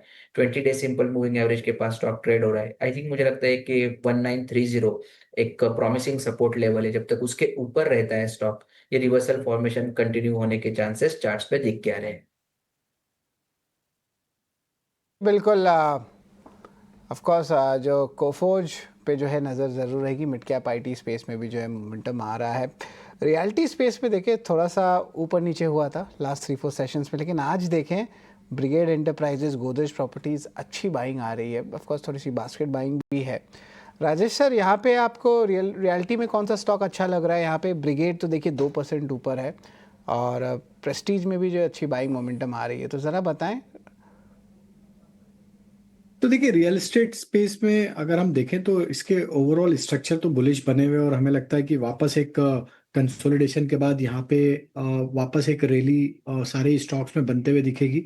टेक्निकली स्ट्रक्चर में हमें यहाँ पे डीएलएफ का स्ट्रक्चर काफ़ी पसंद आ रहा है। जिस तरीके से स्टॉक में वीकली और मंथली चार्ट पे जिस तरीके से यहाँ पे स्ट्रेंथ बनी हुई है, हमें लगता है ब्रीफ कंसोलिडेशन के बाद डीएलएफ एक अच्छे बड़े ब्रेकआउट की तैयारी करते हुए दिख रहा है। ऑन द हायर साइड 875 इसके लिए इमीडिएट हर्डल है। जैसे ही वो लेवल सरपास होंगे तो यहाँ पे फिर 940 तक की अपसाइड अनफोल्ड होते हुए दिख सकती है। तो डीएलएफ हमें पसंद है। वहीं अगर हम देखें तो प्रेस्टीज स्टेट में भी देखें तो स्टॉक में एक रैली के बाद थोड़ा सा यहाँ पे हायर साइड पे प्रॉफिट टेकिंग जरूर बना है, बट स्टॉक कंफर्टेबली अपने medium term short term moving averages के ऊपर ही अभी सस्टेन होते हुए दिख रहा है। और हमें लगता है कहीं ना कहीं यहाँ पे भी एक अच्छा बाइंग लोअर साइड पे वापस इमर्ज होते हुए दिख रहा है। ऑन द डाउन साइड जब तक ये स्टॉक 1570 के लेवल को होल्ड आउट करने में कामयाब रहेगा, हमें लगता है पॉसिबिलिटी है कि स्टॉक वापस एक पुल बैक टूवर्ड्स 1660 1680 की तरफ बनाते हुए दिख सकता है। वो इसके सप्लाई जोन है। अगर 1680 सरपास करता है तो फिर 1800 के टारगेट भी यहाँ पे अनफोल्ड होंगे। तो प्रेस्टीज स्टेट भी यहाँ पे बाय किया जा सकता है विद स्टॉप लॉस ऑफ 1560। बिल्कुल, यहाँ पे ऑफ कोर्स देखिए एक स्पाइक भी आया है प्रेस्टीज स्टेट्स में और 1611 पे ट्रेड कर रहा है। लेकिन अभिषेक, ट्रेंड पे नज़र है मेरी। यहाँ पे स्टॉक पे भारी गिरावट आया, रिकवरी का भी कोशिश ज़्यादा नहीं कर रहा है। ऑफकोर्स यहाँ पे क्या इम्पैक्ट एनालिसिस है, क्यों हुआ है? आई थिंक एक ब्रोकरेज डाउनग्रेड भी आया है। हाँ शरद, नुआमा की डाउनग्रेड आया है। उन्होंने बाय की जो रेटिंग थी पहले उसको घटा के होल्ड कर दी है। देखिए ट्रेंट वैसे तो मजबूत कंपनी है और हमने देखा था कि भाव 8,500 रुपए तक चले गए थे। ठीक है। वहां से वैल्यूएशन करेक्शन हुआ, फिर भाव आगे 4,500 तक फिर से पिकअप किए, बाइंग आई, 6,000 के भाव लौट के आ गए। तो ट्रेंड के लिए जो रेवेन्यू जनरेटर है उनका फैशन सेगमेंट है और FY20 से लेकर FY25 तक जो रेवेन्यू ग्रोथ रही थी वो रही थी 35% CAGR।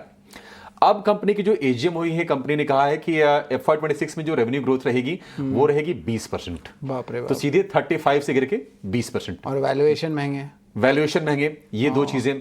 अब ये दो चीजें नुआमा को परेशान कर रही थी, तो नुआमा ने किया क्या है कि टारगेट प्राइस भी इनका कट किया है। टारगेट को घटा के कर दिया है इन्होंने 6,227 से 5,884 और सीधे डबल डाउनग्रेड है, 22 से घटाकर होल्ड की रेटिंग। तो इसके चलते अब देख रहे हैं कि आज शेयर में बिकवाली हो रही है। और यही नहीं, नुआमा ने क्या किया है कि FY26 से लेकर 27 का जो आय का अनुमान है उसको 5 से 6% उसको ट्रिम कर दिया है और एविडा का जो गाइडेंस है उसको भी घटा दिया है 9 से 12%। तो ये एक दिक्कत की बात है और इसके चलते आज हम देख रहे हैं कि ट्रेंड के शेयर की पिटाई हो रही है। वैल्यूएशन कैन यू गेस शरद कितने हैं? पी कितना होगा इसका? ट्रिपल डिजिट है कि डबल डिजिट के? Very high, triple digit. बाप रे, 131 का पी है ट्रेंट का। तो होता है क्या ना कि कंपनी अच्छी है, मैनेजमेंट अच्छा है, पेडिग्री अच्छा है, सब कुछ बढ़िया है, ब्रांड अच्छे हैं, जूडियो है, वेस्ट लाइफ है, स्टार बाजार है। और इनका ये कहना है कंपनी का कि स्टार बाजार से आगे ना एक बड़ा रेवेन्यू जनरेटर होगा इन दोनों को पीछे छोड़ के। लेकिन ये ना कि अच्छे भाव पर अच्छी कंपनी मिल रही है नहीं मिल रही है, बस बात इसकी होती है। अब वैल्यूएशन हाई है तो फिर से हम देख रहे हैं कि शेयर के आज करेक्शन हो रहा है और कोई रिकवरी की खास कोशिश हुई भी नहीं है। 12% नीचे अभी भी कर गए, ब्रॉडर इंडेक्सेस रिकवर कर, पर यहाँ पे रिकवरी नहीं, यहाँ कोई रिकवरी नहीं आई। वैल्यूएशन वाला फैक्टर एकमात्र है और हमने देखा है कि अर्निंग और ईपीएस एस्टिमेट वगैरह काटे गए हैं, उसके चलते ये गिरावट आ रही है। जी बिल्कुल। पंकज जी, आपकी क्या राय रहेगी ट्रेंड पे? ऑफ कोर्स वैल्यूएशंस पे तो क्वेश्चन जरूर है, लेकिन अगर इतना बड़ा कंपनी का रेट ऑफ ग्रोथ जो है ऑलमोस्ट हाफ हो जाता है तब जो है ऑफ कोर्स क्वेश्चन उठते हैं। पंकज जी, आप कैसे देखते हैं ट्रेंड को? स्टॉक 12% गिरा है अभी। तो देखिए, ये इसमें तो कोई दो राय नहीं थी कि ट्रेंड का जो वैल्यूएशन है रिलेटिव बेसिस में काफी ज्यादा है, काफी रिच मल्टीपल्स है एंड उसकी कहीं ना कहीं वजह थी कि कंपनी काफी अच्छी ग्रोथ डिलीवर कर रही थी। जैसे FY25 में इनकी ग्रोथ जो थी करीब 40% थी। अगर आप पिछले 2-3 क्वार्टर से देखें तो इनका जैसे Q3 में करीब ग्रोथ 37% अचीव किया था, फिर वो ग्रोथ कम होकर करीब 29 हुई और इस क्वार्टर में Q1 में करीब 20% ग्रोथ। जो कंपनी का एस्पिरेशन है वो करीब 25% का ग्रोथ है and I think overall sense जो निकल के आ रहा है कि अभी ये स्टार बाजार या ग्रोसरी साइड सेगमेंट में भी चीजों को ग्रो करेंगे। मेरे हिसाब से एक स्लोअर ग्रोथ का रीजन ये भी था कि इनके जो स्टोर एडिशन थे पिछले 1-2 क्वार्टर में कम थे। अगले साल ये स्टोर एडिशन इनके थोड़े नॉर्मलाइज होंगे, करीब 250 स्टोर ऐड करने वाले हैं, तो मेरे हिसाब से कहीं ना कहीं ग्रोथ पिकअप होगी। कंपनी के जो एस्पिरेशन है वो भी काफी अच्छे हैं, 25% ग्रोथ हायर बेस पे कोई बहुत खराब चीज नहीं है, इनफैक्ट काफी अच्छी बात है। तो मेरे हिसाब से गिरावट के हिसाब से अगर मैं देखूं तो ये स्टॉक मेरे हिसाब से लेना चाहिए बिकॉज देखिए एप्रल ये सेगमेंट काफी जमाने से रहा है, बट आई थिंक ट्रेंड ही अकेली कंपनी है जिसने एक प्रॉफिटेबल मॉडल क्रिएट किया हुआ है एंड उसके मॉडल को काफी लोग कॉपी भी कर रहे हैं। तो मेरे हिसाब से कहीं ना कहीं कंपनी बाउंस बैक करेगा। ठीक है, अभी ये ग्रोथ इसका थोड़ा सबड्यूड है, बट मेरे हिसाब से जो 25% का एस्पिरेशन है, अपॉर्चुनिटी पाई बड़ा है और इनका मॉडल सक्सेसफुल है, तो मेरे हिसाब से आगे जाके ग्रोथ डिलीवर करेंगे। वैल्यूएशन थोड़ा रीजनेबल होने में थोड़ा टाइम लगेगा, या तो टाइम करेक्शन हो सकता है, आज हमने प्राइस करेक्शन देखा है, पॉसिबल है कि थोड़ा टाइम करेक्शन हो, बट मेरे हिसाब से कंपनी अच्छी है, तो एक बार थोड़ा प्राइस एंड टाइम करेक्शन हो जाएगा तो मेरे हिसाब से स्टॉक लेना चाहिए। स्ट्रक्चर के लिए स्टॉक में काफी पसंद है। प्राइस करेक्शन या टाइम करेक्शन जो भी हो, ट्रेंड कंपनी अच्छी है, यहाँ से एक अपॉर्चुनिटी आपके लिए बन जाएगी। प्राइस थोड़ा सा नीचे आ जाए तो फिर बढ़िया मौके बन जाएंगे। शरद, आपको जान के आश्चर्य होगा कि 5 साल में ना करीब करीब 10 से 12 गुना रिटर्न ट्रेंड ने कमा के दिए हैं। तो आप सोचिए वैल्यूएशन कितने फ्रॉथी हो गए होंगे। अब थोड़ा सा ना अगर किसी को नया चाहिए तो थोड़ा नीचे आना तो बनता है, और इंपॉर्टेंट लेवल्स नीचे आए तो बाइंग अपॉर्चुनिटी बनेगी। हाँ, तो जो एग्जिस्टिंग जो शेयर होल्डर है उनको तो ज्यादा घबराने की जरूरत नहीं, पैसे उन्होंने काफी बना चुके हैं। अच्छा, जो एंटर किए होंगे 8,000 रुपए के भाव पर, वो थोड़े से चिंतित जरूर होंगे कि हमारे प्राइस कब आएंगे। बने रहे तो बेटर होगा, बने रहेंगे तो आ जाएंगे वो भी। कंपनी अच्छी, इसमें कोई दो राय नहीं है। लेकिन चलिए 3:15 हो गए हैं। अपने एक्सपर्ट से ये जानते हैं कि BTST या फिर STBT ट्रेड के मौके कौन से शेयरों में बन रहे हैं। राजेश जी, शुरुआत आपसे करना चाहेंगे। बताइए 2 शेयर हैं या सर 3 शेयर हैं, क्या बाइंग करने की सलाह दे रहे हैं सोमवार के लिए? तो 2 स्टॉक्स पे बाय करेंगे। पहला होगा ऑयल एंड गैस क्षेत्र से, और उसमें बीपीसीएल पे बाय करेंगे। और जिस तरीके का यहाँ पे एक कंटिन्यूटी बनी हुई है ऑयल एंड गैस सेक्टर में, एक मोमेंटम है, तो बीपीसीएल हमें पसंद आ रहा है। 355 के टारगेट के लिए स्टॉप लॉस रखेंगे करीब 340 का। दूसरा स्टॉक जो पसंद आ रहा है उसमें अगर हम देखें तो यहाँ पे हेल्थ केयर स्पेस पे ही फोकस है। और हेल्थ केयर स्पेस पे हमें लगता है यहाँ पे यथार्थ हॉस्पिटल को देखा जा सकता है। ये स्टॉक में एक अच्छा ब्रेकआउट बनते हुए दिखा है। जिस तरीके का स्ट्रक्चर है इसमें हमें लग रहा है 590 और 600 तक के अपसाइड बनते हुए दिख सकती है। डाउन साइड में स्टॉप लॉस होगा करीब 565 के आसपास। बीपीसीएल को खरीदने की सलाह है और आज हम देख रहे हैं कि थोड़ी सी सॉफ्टनिंग आई क्रूड में और ये शेयर में बड़ी तगड़ी रैली आई है। बीपीसीएल 4.5% ऊपर कारोबार कर रहा है। राजेश जी, क्या आपने टारगेट दिए थे बीपीसीएल के? बीपीसीएल के टारगेट होंगे 355 की तरफ और स्टॉप लॉस होगा 342 के आसपास। टारगेट बढ़िया स्ट्रेंथ। और सिर्फ बीपीसीएल में नहीं, अगर आप आज देखेंगे ना, बीपीसीएल, आईओसी, इसके अलावा एचपीसीएल, आईजीएल, एमजीएल, ये ऑयल एंड गैस वाला बास्केट पूरा बजिंग है। तो जहां पर हम कह भी रहते कि ट्रेंड को फ्रेंड बनाइए बाजार में, उसी से पैसे बनेंगे। और ये देखिए सारे के सारे जो शेयर हैं ना, ये डे हाई के आसपास आज क्लोजिंग दे रहे हैं। बाजार जैसे ही रिकवर हुआ इन शेयरों को भी लेकर ऊपर गया है। ऑयल मार्केटिंग वाले शेयर चल रहे हैं, एक्सप्लोरेशन वाले नहीं चल रहे हैं क्योंकि क्रूड थोड़ा सॉफ्ट हुआ है, ये ध्यान रखिएगा जरूर। अमोल भाई, आपके हिसाब से कहां अपॉर्चुनिटी है बाजार में, नजर कहां गई है आपकी? HCL टेक के साथ जाना चाहूंगा मैं। आई थिंक एक आध दिन ले सकता है, बट टेक्सचर काफी अच्छा है, कंसोलिडेट हुआ है, आज रिवर्स भी हुआ है। मुझे लगता है एक 1710 का एक इमीडिएट बेसिस पे स्टॉप लॉस रहेगा। और अगर यही मोमेंटम कंटिन्यू रहा तो मुझे लगता है कि HCL में एक रेंज ब्रेकआउट आने के चांसेस ज्यादा लग रहे हैं। वहां पे ऑन द हायर साइड 1760 और 1770 के टारगेट्स निकल के आ रहे हैं। के टारगेट होंगे एचसीएल टेक के, स्टॉप लॉस क्या होंगे अमोल? 1710 1710। ठीक है, बढ़िया नजदीक का टारगेट है, 15 रुपए नीचे का, और टारगेट ठीक ठाक है। 1770 की टारगेट, 1710 की stop loss HCL tech. Amol, कोशिश कीजिए एक आध शेयर और अगर मिल जाए तो बढ़िया हो जाए। इस बीच एक हम काम करेंगे कि ड्रीम फोक्स का शेयर लेकर आइए। ड्रीम फोक्स के साथ कुछ बैंकों ने अपने जो करार थे उसको खत्म कर दिए जुलाई ऑनवर्ड्स। कुछ नए एयरपोर्ट ऑपरेटर जो हैं वो सेम बिजनेस में एंट्री कर रहे हैं, लाउंज वाले कारोबार में। और हम देख रहे हैं कि ड्रीम फोक्स के शेयर की तगड़ी धुलाई हो रही है। 3 दिन की बात करें तो 3 दिन में 20% गिर गया। कल भी हमने आपको दिखाया था कि प्रॉब्लम क्या है, और अगर कल भी हमने ये कहा था कि नहीं आगे भविष्य कुछ अच्छा लग नहीं रहा है, तो जिन्होंने एग्जिट कर लिया होगा शायद उनके पैसे तो बच गए होंगे। शरद से जरा समझते हैं कि मुश्किलें क्या हैं, क्यों ये शेयर टूट रहा है।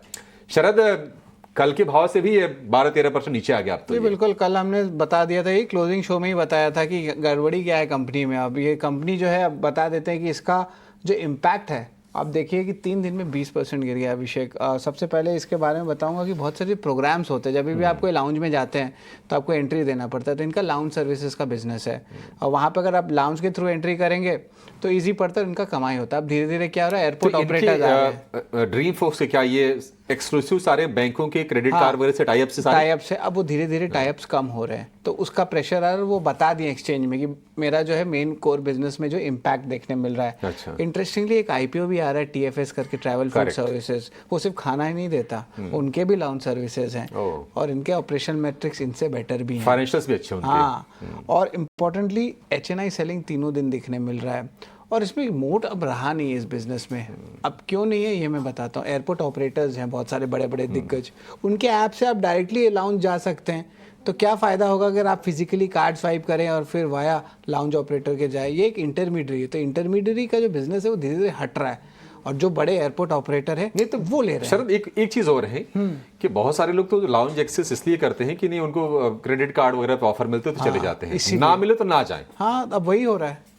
तो जो जो क्रेडिट कार्ड की कहानी थी, अगर वो रोल बैक होगा फ्रीबीज, तो कोई इंसान नहीं जाने वाला 1800 रुपये या 2000 दे के एक लाउंज में। Correct. जब 2 रुपया कटता है क्रेडिट कार्ड में, तब जाके आपको मन करता है जाएं, 1 घंटा रहें, खाएं और वापस आएं। तो ये एक इम्पॉर्टेंट ट्रेंड भी ज़रूर है। लेकिन देखिए, इन्वेस्टर्स के लिए जो है ऑफकोर्स बड़ा लॉस आया है, और मोतीलाल ओसवाल ने भी यहाँ पे लगभग 7% स्टेक था, घटा के अब वो 3% हो गया। जून का नंबर भी नहीं आया, शेयर होल्डिंग पैटर्न एक्सपेक्टेड है कि और ज़्यादा इंस्टीट्यूशनल सेलिंग इस स्टॉक में देखने मिलेगा। एक बार राजेश जी अपनी राय बता दें ड्रीम फोक्स पे। इस लग रहा है कि ड्रीम क्रैश हो रहा है इस स्टॉक का। तो काफ़ी बड़ी सप्लाई यहाँ पे देखने को मिली और स्टॉक ऑल टाइम लो ट्रेजेक्टरी पे ट्रेड कर रहा है। कंटिन्यूस बेसिस पे अगर हम देखें तो यहाँ पे छोटे मोटे उछाल जो भी बने, वहाँ पे एक सप्लाई प्रेशर ही बना है।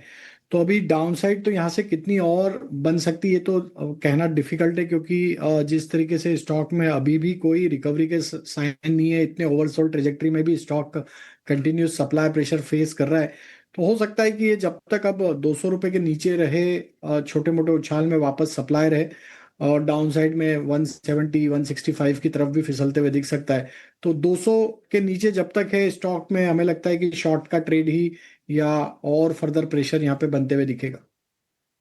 फर्दर प्रेशर बन सकता है। ठीक है, फर्दर प्रेशर और यहाँ पर बन सकता है ड्रीम फोक्स के शेयर में। पंकज जी, आज हम देख रहे हैं कि कैपिटल मार्केट वाली जो थीम है ना, बिल्कुल ऐसा लग रहा है कि वहाँ पर बिकवाली की आंधी है एक तरह से। BSE, एंजल वन, CDSL, ये तमाम शेयर टूट रहे हैं।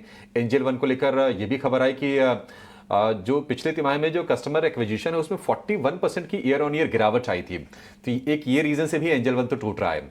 और वो जेन स्ट्रीट वाली जो खबर आई, उससे कहीं ना कहीं ये आशंका जाहिर की जा रही है कि शायद थोड़े से और सख्ती बढ़े सीबी की, वॉल्यूम वगैरह थोड़े से और कॉम्प्लेक्स FNO के, तो निश्चित तौर पर एक्सचेंज वाली कंपनी या फिर डिपॉजिटरी या फिर जो उस धंधे में है उन पर असर आएगा।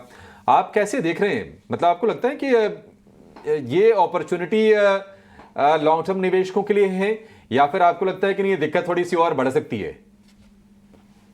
तो देखिए अभिषेक जी, मुझे लगता है कि रेगुलेटरी व्यू सुप्रीम है, एंड रेगुलेटरी व्यू यही रहा है कि कहीं ना कहीं ओवरऑल FNO सेगमेंट बहुत पॉजिटिव नहीं है फॉर रिटेल इन्वेस्टर, एंड वो कहीं ना कहीं ऐसे स्टेप्स लेने वाले हैं जिससे कि ये सिस्टम हेल्दी हो, या रिलेटिवली जो रिस्क प्रोफाइल है, रिस्क है, वो कम हो।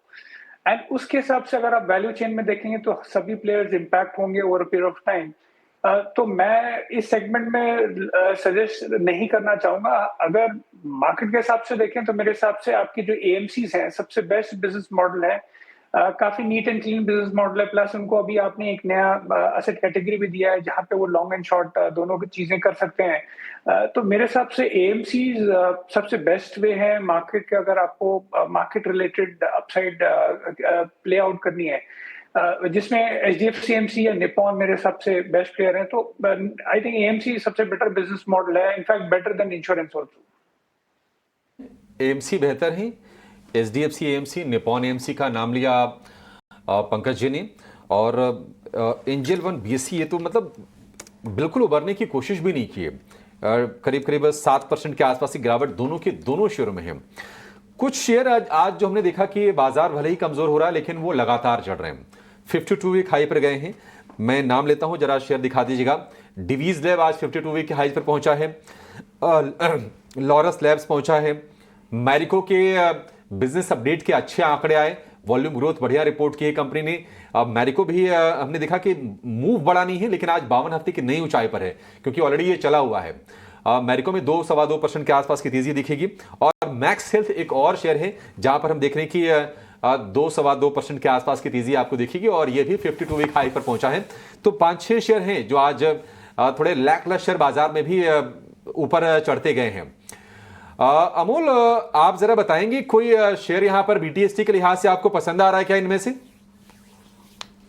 आई थिंक डिवीज लैब के ऊपर फोकस किया जा सकता है। एक तो अभी जस्ट रेंज ब्रेकआउट के बाद एक कंसोलिडेशन देखने को मिला है, मुझे लगता है ओवरऑल भी अच्छा सेटअप है। वीकली कैंडल भी आज अगर हम देखते हैं तो एक स्ट्रांग बुलिश कैंडल है, और वीकली कैंडल इंडिकेट कर रही है कि ये अप ट्रेंड कंटिन्यू रहने के चांसेस काफी ज्यादा लग रहे हैं। मुझे लगता है 6860 6850 एक सपोर्ट स्टॉप लॉस पकड़ के अगर कोई कैरी कर रहा है तो ऑन द हायर साइड कहीं ना कहीं ये 7000 तक भी रैली करने के चांसेस चार्ट्स पे दिख के आ रहे हैं। एक बार अगर हम थोड़ी फाइनेंशियल्स की भी थोड़ी देर पहले हम बात कर रहे थे, end of course capital market था, एएमसीज में भी एक रिकवरी आ रही है। राजेश जी, एक बार आईसीआईसीआई प्रू देखें, यहाँ पे ऑफ कोर्स टेक्निकली साउंड लग रहा है कंपनी, स्टॉक अब लगभग 1.5% के ऊपर है। यहाँ पे आपकी क्या राय रहेगी, क्या इंपॉर्टेंट लेवल्स लग रहे हैं? अभी तो थोड़ा फ्लैटिश है बट फिर भी मेंटेन करके रखा है, ज़्यादा वॉलेटिलिटी दिन के ट्रेड में नहीं देखा है, 650 लेवल्स के पास है। तो आई थिंक स्टॉक में एक नैरो प्राइस रेंज में कंसोलिडेशन तो जरूर देखने को मिला पिछले 2-3 हफ्तों में, लेकिन इसके near term short term structure bullish ही है और हमें लगता है कि यहाँ पे जैसे ही स्टॉक 665 के लेवल क्रॉस करने में कामयाब होगा तो इसका नेक्स्ट मूव टुवर्ड 700 की तरफ बढ़ते हुए दिखेगा। तो अभी भी बाय किया जा सकता है। नीचे में स्टॉप लॉस रखना होगा करीब 638 का। अपसाइड के टारगेट हमें लग रहा है 665 पहला होगा, देन उसके बाद 700 रुपए तक की चाल इसमें बनते हुए दिख सकती। तो ओवरऑल स्ट्रक्चर बुलिश है। स्ट्रक्चर जो आईसीआईसीआई प्रू, इस पे जो है ऑफ कोर्स एक बुलिश नज़रिया भी है।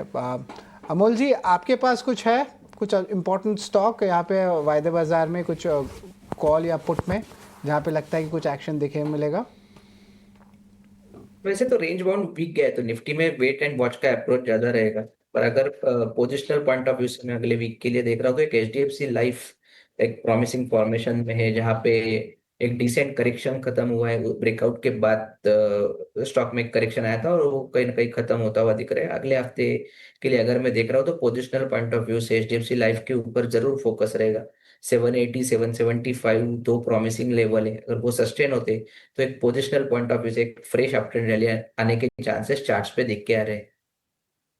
बिल्कुल, यहाँ पे ऑफ कोर्स देखें कि पोजिशनली जो है एक ट्रेड बनता है एचडीएफसी लाइफ पे। लेकिन चलिए बाजार के अंत के तरफ चलते हैं। अब यहाँ पे देखें तो मोमेंटम जो है recovery last half an hour trade में जो देखने मिला है। निफ्टी बात करें, निफ्टी बैंक की बात करें, दोनों में अच्छी मूवमेंट आई है। निफ्टी जो है कंफर्टेबली जो है 25,450 लेवल्स के ऊपर आ गया है। 61 पॉइंट्स का जो है एक अच्छा अप मूव देखने मिला है। वही अगर हम निफ्टी बैंक की बात करें तो यहाँ पे भी जो आप देखें अच्छी अप मूव देखने मिल रही है। सेक्टर वाइज अगर परफॉर्मेंस की बात करें तो रिकवरी फार्मा में बहुत अच्छा देखने मिला है, रियल्टी में मूवमेंट आया है, आईटी में दिग्गज कंपनीज इन्फोसिस जैसे स्टॉक्स में भी एक अच्छी मोमेंटम देखने मिली है। ऑफकोर्स दिन में जो शुरुआत हुई थी तो एक बहुत बड़ा जो है आप कह सकते हैं अनाउंसमेंट आया था सेबी की तरफ से, जो जेन स्ट्रीट है उन पे जो है ऑफकोर्स उन्होंने पाबंदी लगाई थी और उन्हें जो डिबार भी किया था मार्केट्स में पार्टिसिपेट करने के लिए। लेकिन उसके बाद जो है ऑफकोर्स हम देखें एक अच्छी मोमेंटम जो है सेकेंड हाफ कहेंगे डे में मार्केट्स में देखने मिली। लेकिन इसका इम्पैक्ट कैपिटल मार्केट स्टॉक्स में भी देखने मिला। BSc, angel one, Motilal Oswal, Nuvama, सारे ही कैपिटल मार्केट रिलेटेड स्टॉक्स में जो है हमें हैवी सेलिंग प्रेशर देखने मिली और वहाँ पे कुछ रिकवरी जो है नहीं देखने मिला है। अगर आप निफ्टी के टॉप गेनर्स की अगर हम बात करें तो यहाँ पे ऑफकोर्स देखेंगे कि निफ्टी टॉप गेनर्स में बजाज ट्विंस जो है अपना जो है स्ट्रॉन्ग होल्ड मेंटेन करके रखे। बजाज फाइनेंस की जो Q1 अपडेट थी वहाँ पे स्ट्रेंथ देखने मिला था और स्टॉक जो है लगभग आप कह सकते हैं 2% ऊपर है। इसके अलावा doctor Reddy's, Infosys, ICICI bank, HUL जैसे स्टॉक्स में जो है तेज़ी देखने मिली। अगर लूजर्स की बात करते हैं निफ्टी में तो ट्रेंड सबसे बड़ा एक्सीडेंट था, accident of the day. Of course यहाँ पे उनकी जो मैनेजमेंट की ग्रोथ रेट है वो कह रहे हैं कि अब वो कम होने वाली है, उसके कारण एक बड़ा सा ब्रोकिंग डाउनग्रेड आया और सेलिंग प्रेशर इंटेंसिफाई हुआ। लगभग 11% का जो है आप कह सकते हैं गिरावट देखने मिला। इसके अलावा टाटा स्टील, आयशर मोटर में भी माइनर कट्स जो है आपको दिन के ट्रेड में देखने मिले। लेकिन लास्ट मोमेंट में जो रिकवरी आई है उसके कारण जो एडवांस डिक्लाइन रेशियो है वो बुल्स के फेवर आ गया है। 1476 एनएससी के शेयर्स को अगर आप कंपेयर करें तो 1262 डिक्लाइन है। लेकिन इंपॉर्टेंटली जो है अब 5 दिन के कंसोलिडेशन में जो आपको बाजार देखने मिल रहा है, अभी भी एक नैरो रेंज में आपके बेंचमार्क इंडेसेस हैं, अभी भी स्टॉक पिकर्स मार्केट है और ग्लोबल क्यूज जो इस वीकेंड में आएंगे वो बहुत एक इंपॉर्टेंट ट्रिगर रहेगा, खास करके जो ट्रेड डील के अनाउंसमेंट्स हैं उस पर हमारी नज़र रहेगी। और अब निफ्टी की क्लोजर की देखें बात तो यहाँ पे देखेंगे 60 पॉइंट ऊपर जो है निफ्टी बंद हुआ है और वही निफ्टी बैंक 250 पॉइंट ऊपर 57,000 लेवल्स के ऊपर कंफर्टेबली बंद हुआ है। ऑफकोर्स वीकेंड भी एक्शन पैक रहेगा ग्लोबल क्यूज को अगर देखें। लेकिन इस शो के लिए बस इतना ही। पंकज जी, राजेश जी, अमोल जी, धन्यवाद, आप हमारे साथ जुड़े इस शो में, आपने अहम कॉल्स बताए और ऑफकोर्स कमाई के भी मौके इस कंसोलिडेटेड मार्केट में भी आपने दिखाया, धन्यवाद। लेकिन आज के लिए बस इतना ही रहेगा एंड ऑफकोर्स वीकेंड